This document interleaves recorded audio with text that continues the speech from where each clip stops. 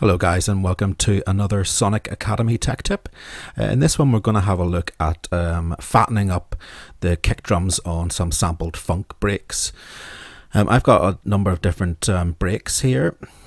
These aren't sampled from other people's tunes, they are just taken from the Rex machine in Reason, and I've just sampled them or recorded them through Reason Rewired into a channel into Ableton here, just for example purposes. But if you're sampling from anywhere, you know, an old vinyl or anything like that, then this technique will work exactly the same. So I've picked some breaks here that are quite old sounding. They've got a bit of character to them. They sound a bit dusty and a bit vintage. And the kicks in them aren't particularly strong. So what I'm going to do is just show you a very quick and easy way using the drum rack to add a bit of fatness to these kicks. Okay, so let's have a look here. Yeah, I'm going to use this middle one. I've pumped the volume up a wee bit there because it's quite low volume coming from the rewire, just so we can hear it. So let's play the break and you can hear what that then sounds like.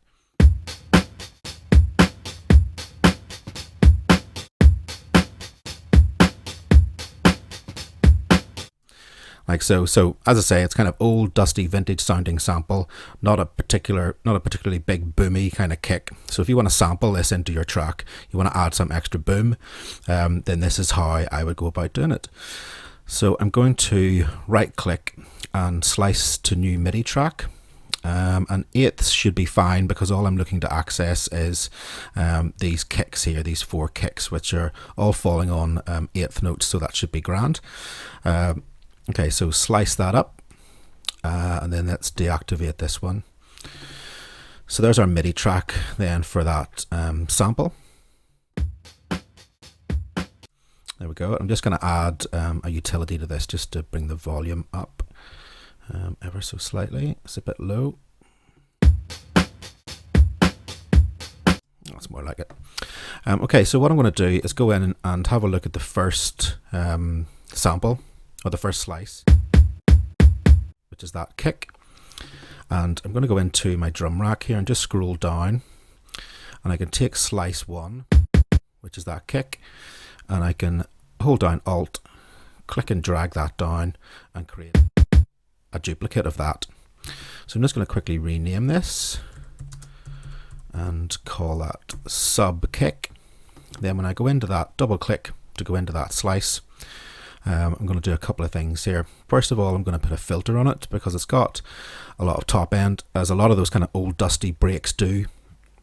There's a lot of kind of mid and top end in it. So I want to take that out and just keep the lower portions of that sound, the lower frequencies. So turn that on, low pass will be fine. And it's just going to arm the track here. Let's go and find where that kick is. Okay, there it is there. So let's just filter that off.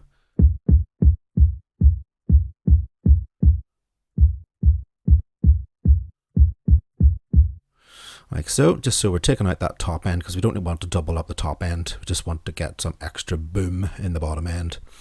And the second thing that we're going to do is then just transpose that down. So I'm going to take that down, just a number of semitones here. I'm going to go about 5.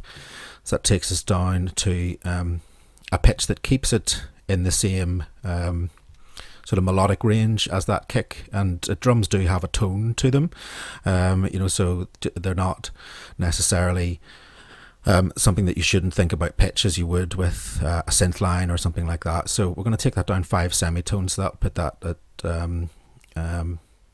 a pitch that kind of works harmonically with it as well. But do feel free to experiment with this and see which one sounds best.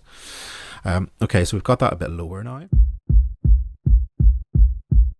There we go. So we're getting a big kind of fat boom off the bottom of that.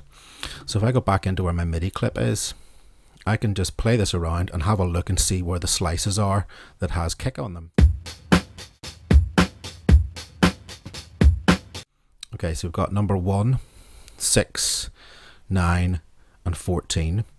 So all I need to do is then just click, Alt, drag that down. Same here.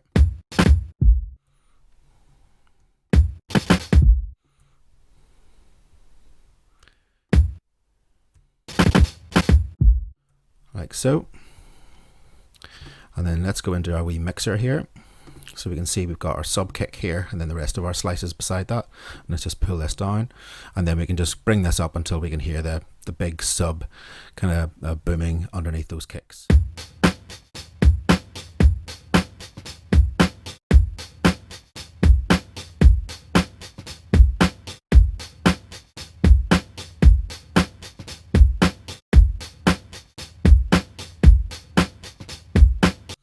Like so. We could even go back into there,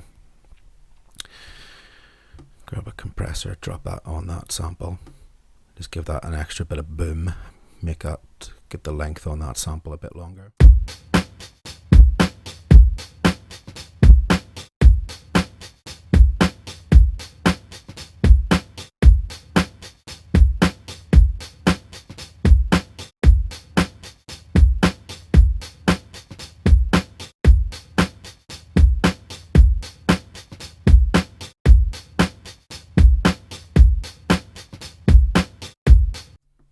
Like so. So that's how to take an old sample drum break and just chunk up those kick drums using your drum rack, and a wee bit of filtering and a bit of transposition, bit of compression on the end, and all of a sudden you've taken what can be quite a thin kind of old sounding funk break and turned it into something that's going to be much bigger, fatter, and sit in with more kind of contemporary productions. Alright, cheers guys, and I'll see you on the next tech tip. Thanks everybody for watching, commenting, and indeed liking. We really do appreciate all the support we get here on our Sonic Academy YouTube channel. So if you found this video super useful, please, we'd love you to hit the subscribe button. We update the YouTube channel every week with new content. And if you want to watch some more relevant content, just click on the videos beside me.